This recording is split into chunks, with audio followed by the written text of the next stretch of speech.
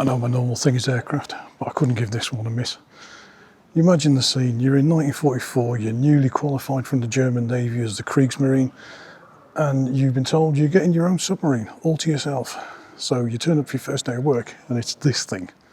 That's got to be quite disappointed, because this is the Biber, the Beaver in English, and it's basically a one-man submarine. The idea was you strap two torpedoes down to the bottom along the hull, and then you set off in your little very slow-moving submarine, tried to find yourself a ship, fired your 2 shots, and then that was pretty much you spent.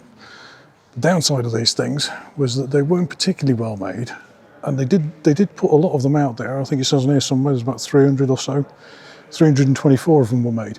But the problem with them was they weren't particularly well made, and the people who were in them, because it was the end of the war, were not that well trained. So this one was captured because it was found floating off Devon. And the reason it was floating there was because the guy inside had forgotten to seal the engine output port, and it filled up with carbon monoxide and he suffocated. So that's how this was captured so intact and undamaged. But they had absolutely zero impact on the actual war effort. Not a single bit of Allied shipping was sank by one of these.